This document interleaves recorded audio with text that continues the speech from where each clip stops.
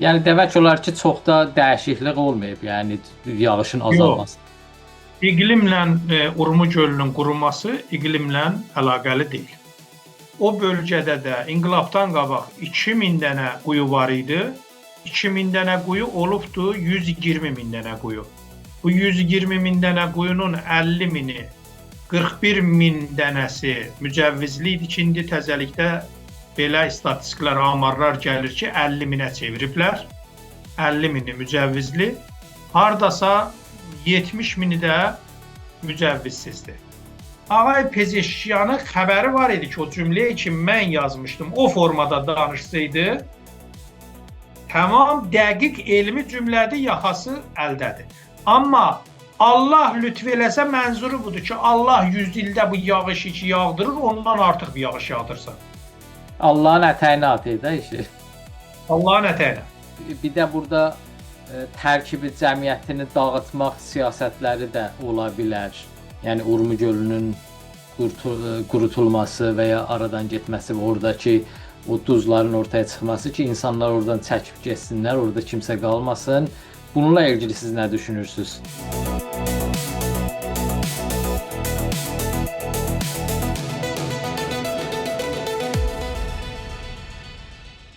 Salamlar, dəyərli Açıq Mikrofon izləyiciləri. Bugün Urmu gölü ilə ilgili danışacağıq. Urmu gölü ilə ilgili deyə bilərəm ki, ən çox bilgiyə sahib olan, bu konuda çox araşdırmış olan Yusif bəy Azərlə birlikdəyik. Salamlar Yusif bəy, xoş gəldiniz Açıq Mikrofona. Salamlar, sayğılar Sayın Atilla bəy və bizi izləyənlərə. Yusif bəy, belə istəyən başlayam bugünkü mövzumuzu. Urmu gölünün hövzəsində illik yağış miqdarı neçə millimetrədir və bir də bu son 100 ildə bu miqdar nə qədər olubdur? Sayın Atilla bəy, mən bu suallara çox qısa cavab verəcəyəm ki, bütün bizi dinləyənlər ümum xalq üçün Urmu gölü haqqında xülasə və qısa bilgiyə sahib olsunlar. Urmu gölündə son 90 ildə universitetlər tərəfindən və araşdırma mərkəzlərinin tərəfindən araşdırılmış ədəd rəqəmlər 385 millimetr ildə və son 30 ildə 365 ilə 355 millimetr arası Urmu gölünün yağışxanlıqlarıdır. Urmu gölü demək olar ki, 1375-ə qədər 60-65 il öncə onu hesablanıbdır. Ona nisbət son 30 ildə %5 və Urmu gölü 1390-cı illərin quruyandan sonra 2% da ona artıbdır.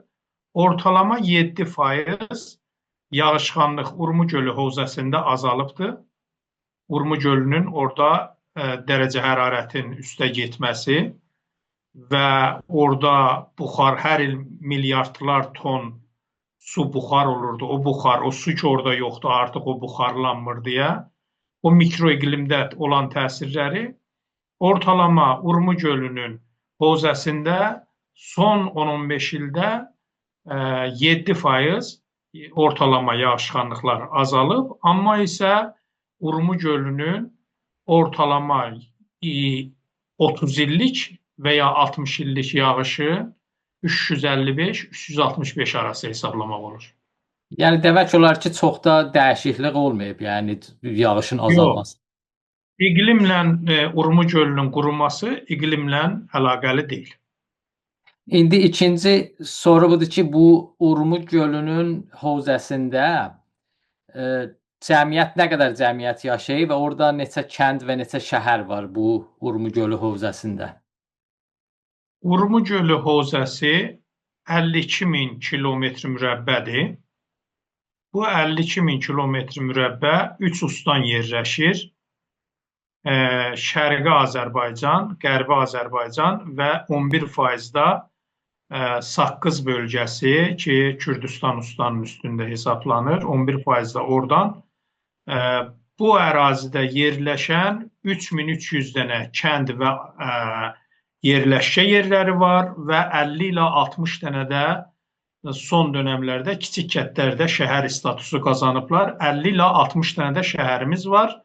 1395-in istatistiklərinə görə, amara görə 5 milyon yarıma yaxın idi. İndi isə 6 milyon nüfus vardı Urmu gölü hövzəsində.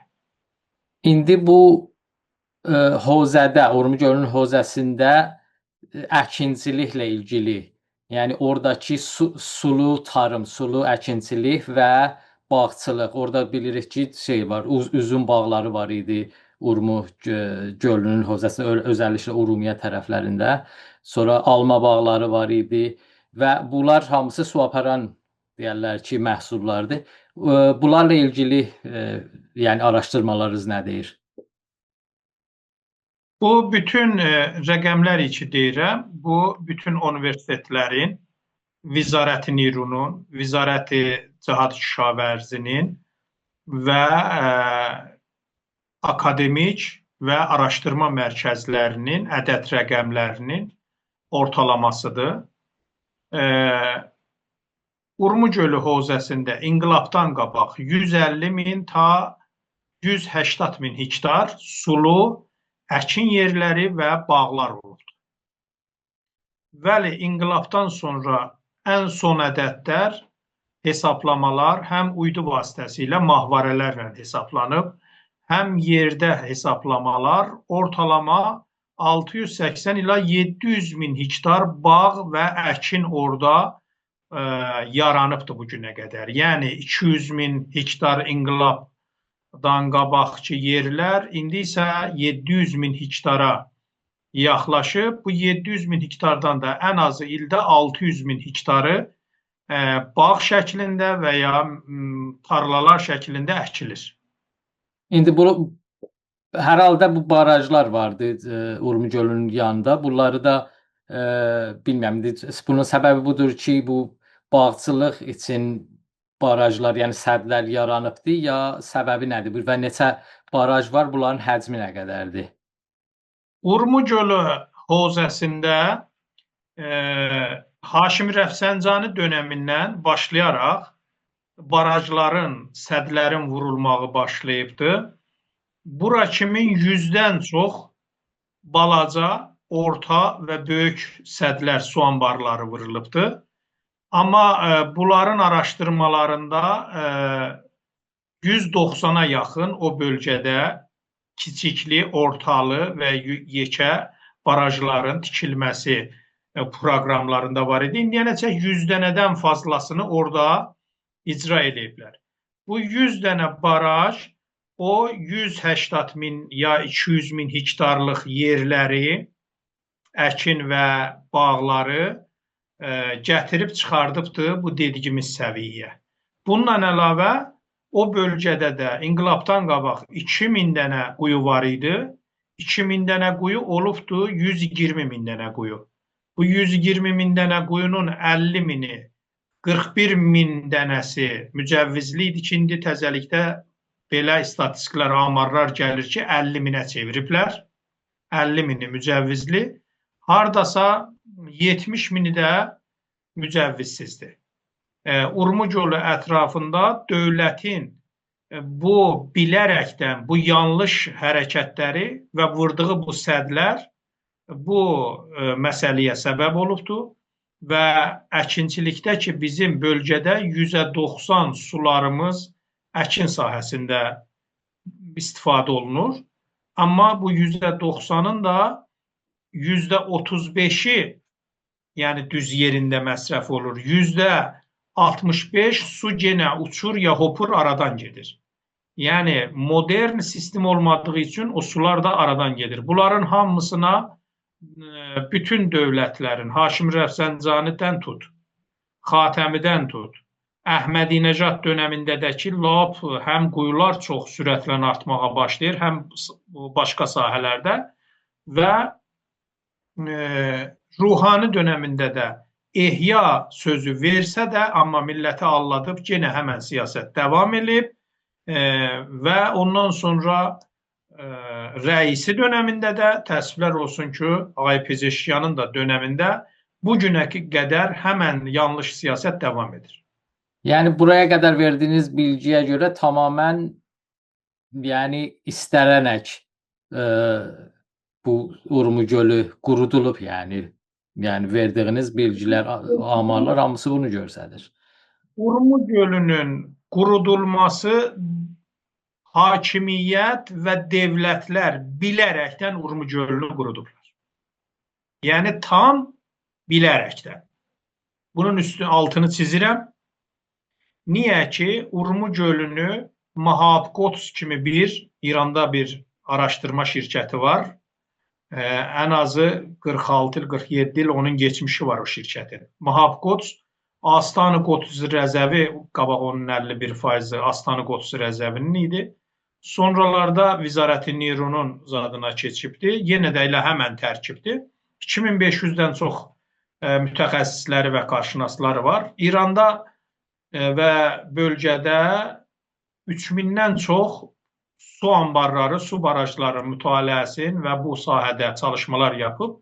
Yəni, bütün barajların əksəri mütaliələri, təhqiqləri bu şirkətin vasitəsilə olubdur.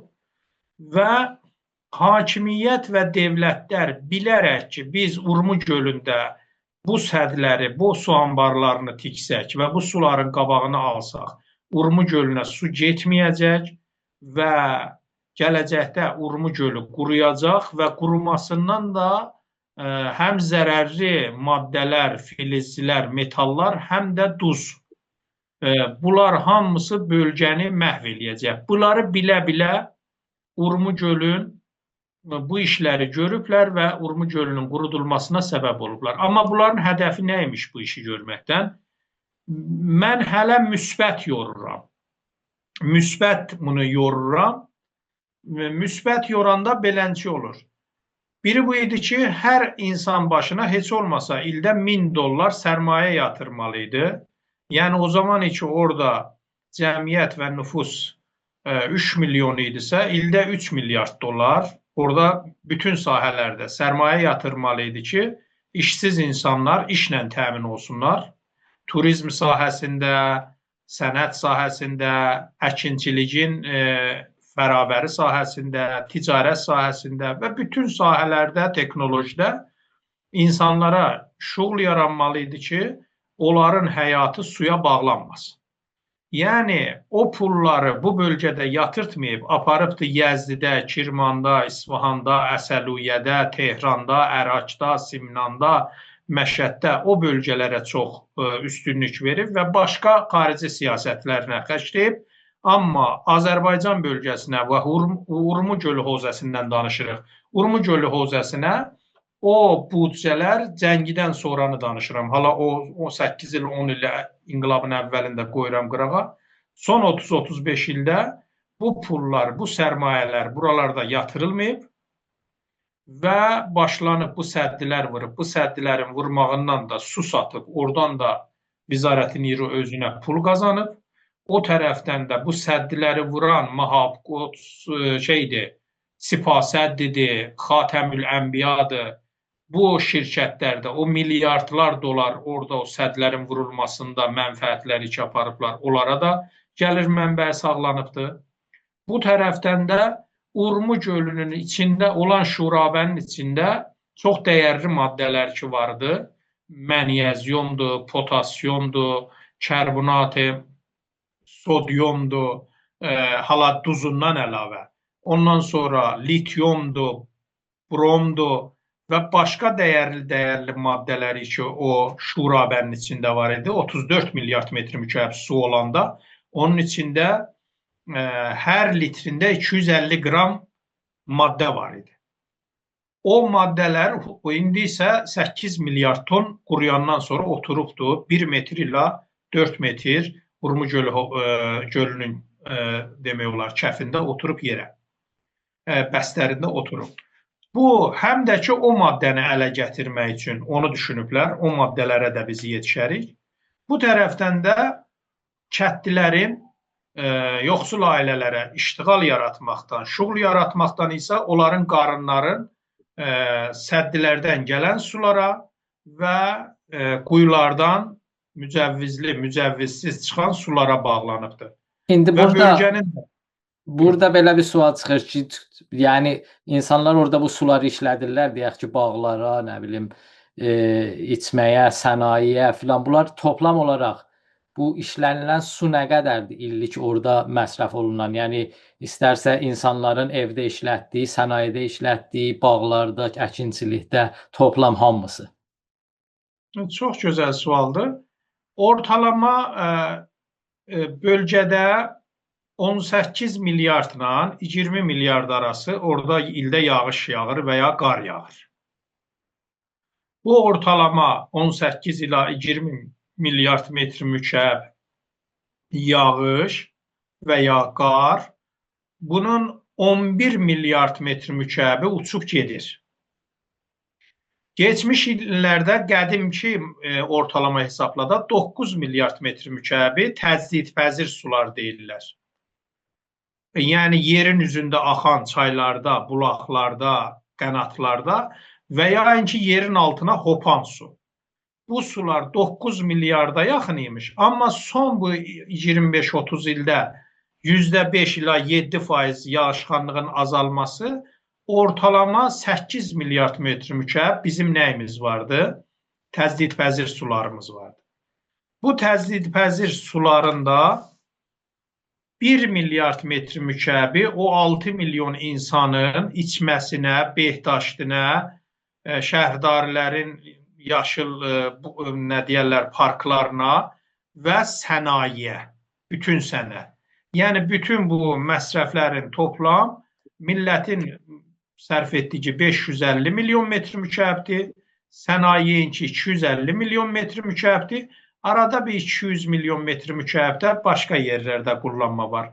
1 milyardı sənaye ilə insanların dediğim məsrəflərinədir. Qalır ildə ən azı 6 milyard, bəzi illərdə 7 milyard metr mükəbdə əkinçilikdə məsrəf olur.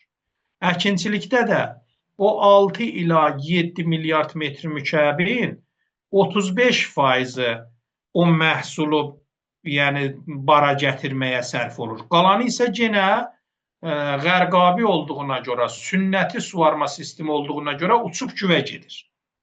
Və ya batır dərnigə gedir, o məzrələrdə kullanılmır.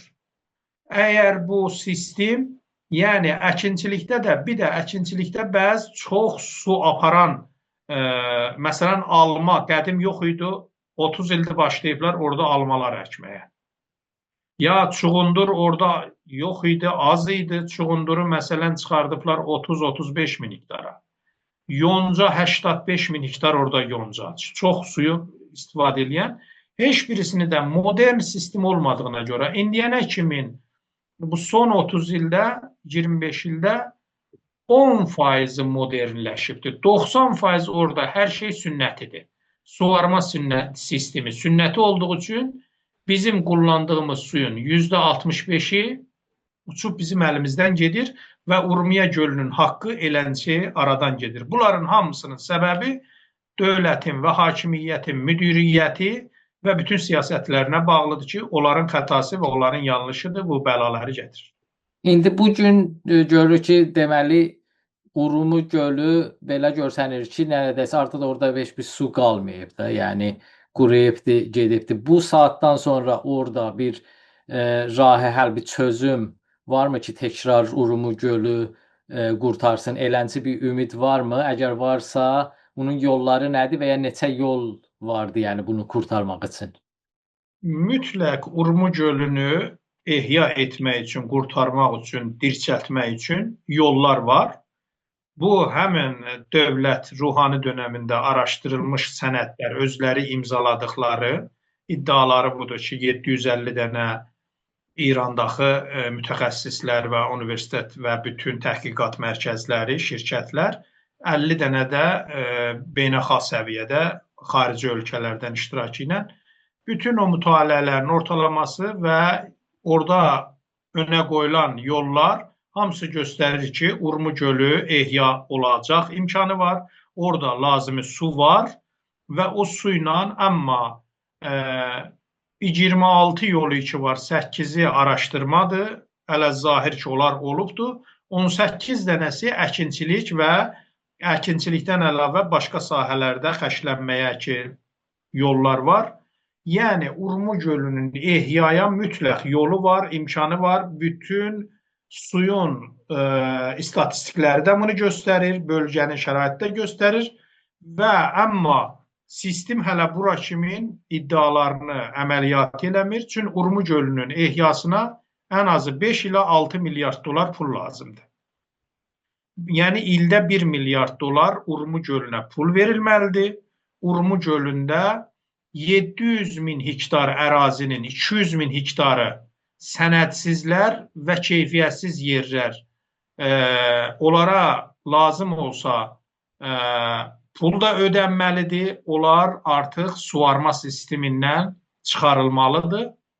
O əkinçilərə, hətta mücəvvizsiz də o işi görmüş olsalar, onlara pul verilib, onları əkin əkmək, ya bağ əkməkdən o yerləri 200 min hektarı dayandırılmalıdır. 500 min hektar ki yerdə qaldı, 500 min hektarın da modern suvarma sisteminə çevrilməlidir. Modern suvarma sisteminin də qanun deyir ki, %85-ini dövlət verməlidir. Bu yasa bütün məmləkətdə hamı üçündür. Amma Urmu gölündə problemi çözmək üçün 100%-ni dövlət verməlidir. Eləyə bilər ki, 15%-i almasın, eləyə bilər ki, 15%-i 5 ilə 6 ilə 7 ilə alsın. Amma qalan 85% öz haqqını ildə 100 min hektar, 150 min hektar yeri modern suvarma sisteminə mücəhəz eləsin. Modern suvarma sisteminə mücəhəz eləsə, suyu da yarı-bayarı eləyəcək. Yəni, suyun hədərə getməsinin qabağını alacaq. %60 qabağını alacaq, amma %20-si nəzərdə tutulur ki, əkinçilər bacarmaz, ya tam sistem dəqiq yerinə oturmaz. %40 oradan suyu azaldaraq Urmu gölünün haqqı oradan veriləcək.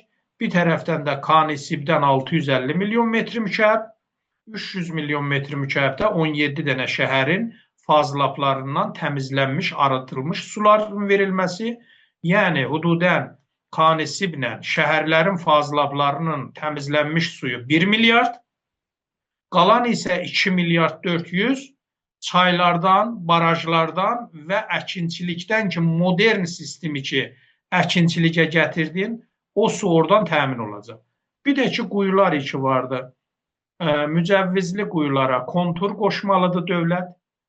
Hər kəsin neçə hektar yeri varsa, hər hektar başına ortalama 4, 5 ya 6 min metr mükəb su verəcək. Ondan artığını artıq kontur dayanır, o suyu da ona vermir. Yəni, bərq sistemini kəsir, otomatik. O tərəfdən də qanunsuz qazılan quyularda hududən 70 mindən çoxdular. Onlar amma ortalama ildə 1 milyard yerin altından su götürürlər.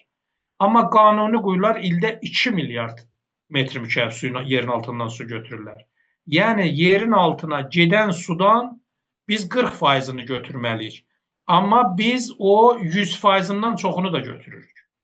Və yerin altında çox yerlərdə Salmasda, Əcəbşir tərəfində, Urmu tərəfində yerin altında olan sular çox gediblər aşağı.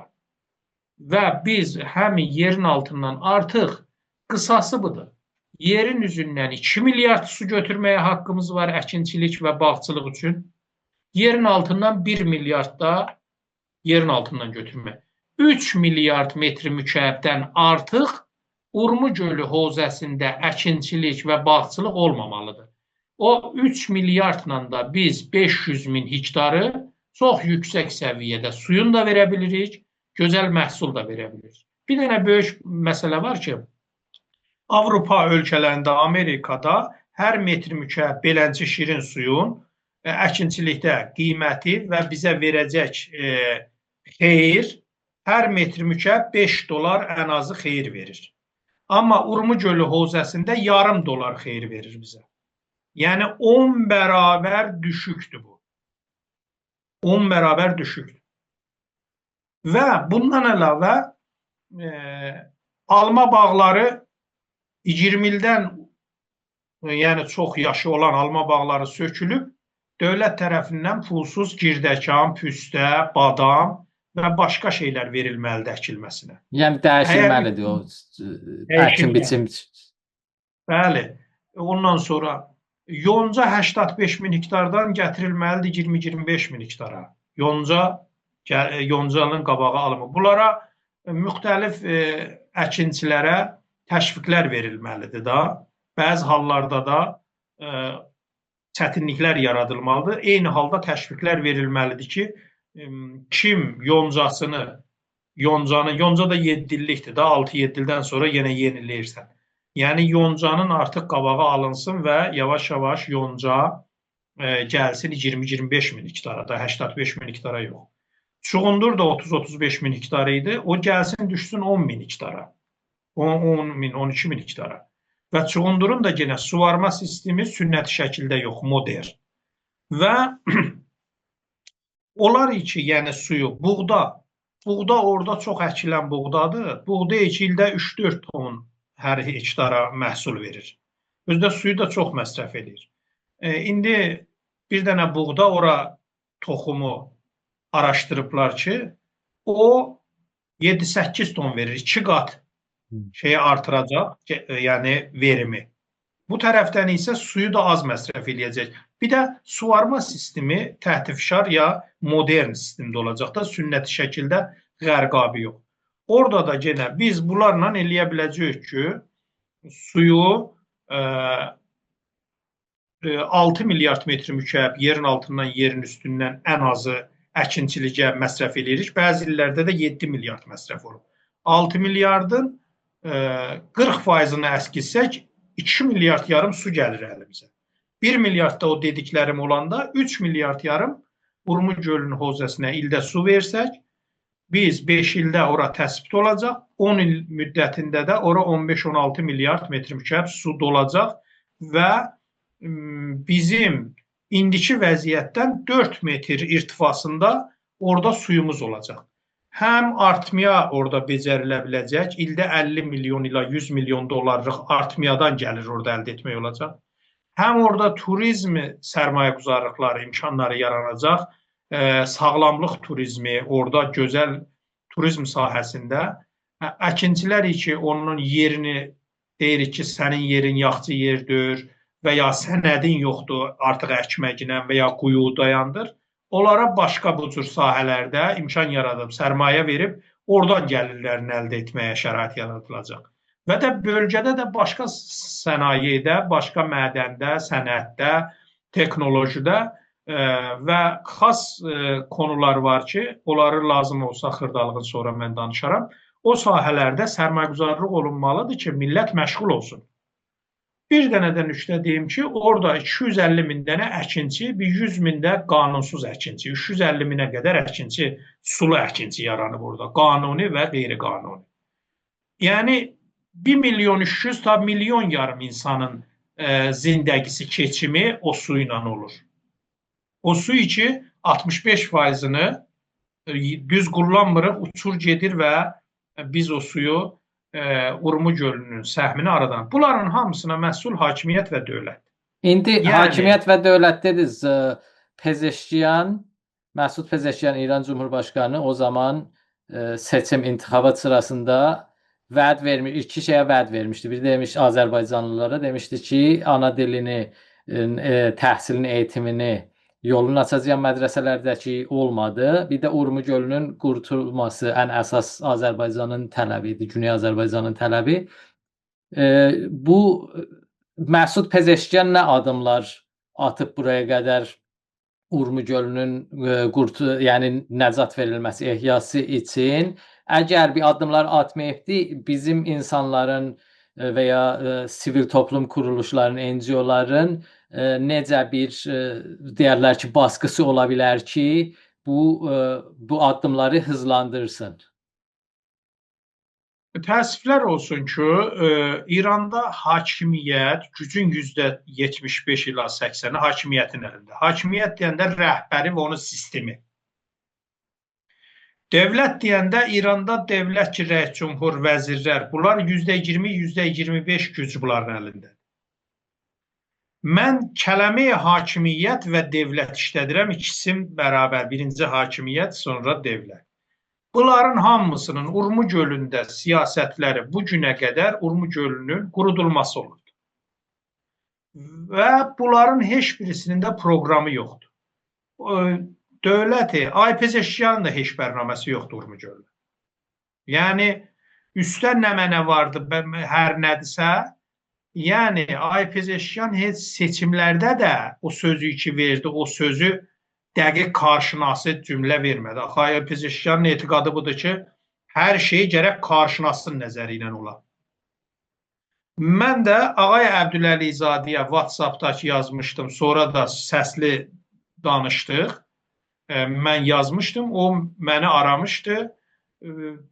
Orada mən yazı yazmışam ki, dəqiqən belə söz verməlidir millətə ki, mən bütün mütəxəssis hayı beynülmilləli və daxilinin ortaq nəzəri, qarşınasların nəzəri ilə hazırlanmış 10 illik proqram və 5-6 milyard dolar həzinə ilə mən 5 ila 6 milyard dolarla 10 il müddətinə Urmu gölünü ehya eləyəcəm.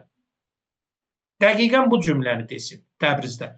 Amma təəssüflər olsun ki, bunu yaza-yaza Ağay Pezeşyan qarşınası bir qol vermədi. Dedi, Allah əgər lütf eləsə və mərdum yardım eləsə, mərdumun yardımı ilə biz Urmu gölünü ehya eləyəcəyik. Ağay Pezeşyanın xəbəri var idi ki, o cümləyi ki, mən yazmışdım, o formada danışsaydı, tamam, dəqiq elmi cümlədir, yaxası əldədir. Amma Allah lütf eləsə mənzuru budur ki, Allah 100 ildə bu yağışı ki yağdırır, ondan artıq bir yağış yağdırsa. Allahın ətəyinə atır da işi. Allahın ətəyinə. Sonra da mərdumun yardımı ilə mən bunu bu cür təhlil eləyirəm ki, yəni mərdum əvəzin ki, dövlətin vəzifəsidir, mərdum bu sistemi, abiyarını və suvarma sistemini modern eləmək üçün pılı da onun öhdəsinədir və başqa siyasətlər də onun öhdəsinədir. Mərdum öz cibindən gedə 500-600 milyon tümən hər hektarına, indi hər hektarına bilirsən nə qədər eləyir? 8.000 dolar hər hektarına suvarma sisteminin həzinəsidir. Doları 100 tüməndən hesablasan 800 milyon eləyir. Amma 1392-də 26 milyon tümən eləyirdi hər hektarı suvarma sistemi. 26 milyon tümən eləyirdi, 24 milyon tümən eləyirdi. İndi deyək ki, hələ ucuz eləsələr 600 milyona. Millət 600 milyonu sənin yanlış siyasəti və hardan gətirməlidir? Millətdə o pul olmaz ki, hər hektara 600 milyon tümən ora. Və millətin vəzifəsi də dövlətindir. Rəsmən qanunən dövlətin öhdəsinə. Ona görə orasını da atdı millətin boynuna. Ona görə elə həmən günü mən dedim, çıxdım live-da da dedim, 800 nəfər adam var idi. Dedim, Ağay Pezeşyan, təəssüflər olsun ki, Urmu gölünün ehyasına söz vermədi. Sonra da gənə Ağay Pezeşyanın da bərnaməsi yoxdur.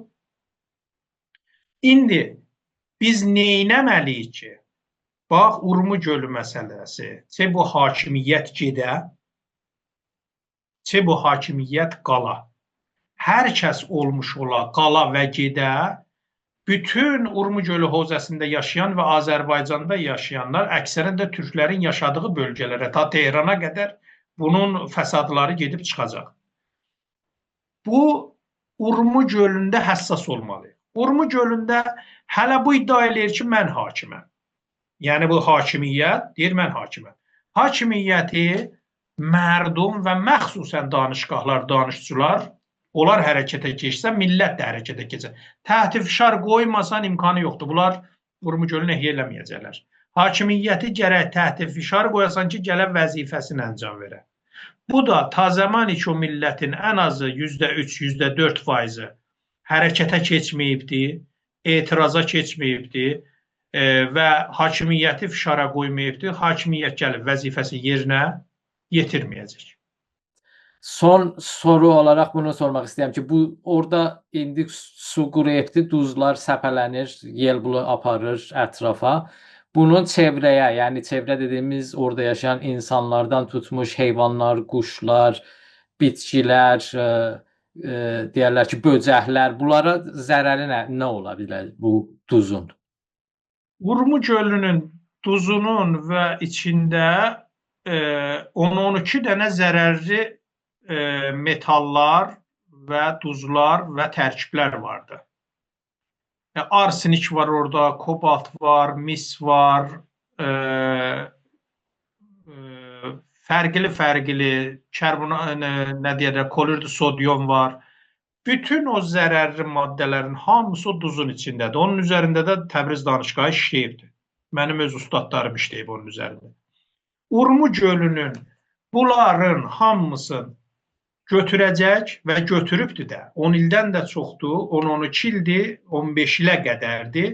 Urmu gölü quruduqca ətrafından həmən duzları yellər götürür, ətrafa səpələyir və bu yel hətta 500 kilometr Tehrana, İslam şəhərə qədər uzanacaq getmə-get.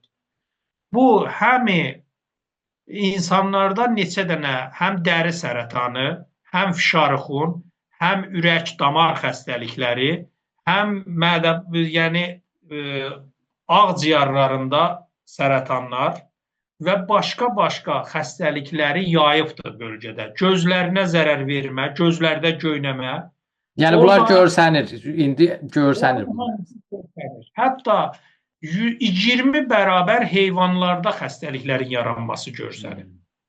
Ətraf Dəryağçənin ətrafında bu bəlalar götürülür, həm də bağları qurutmağa başlayıb, əkin yerləri, yaxın yerləri onlara zərər verməyə başlayıb, arılar ki, milyonlar arılar var idi, arılarda təsir qoyub, arılarda problem yaradıb.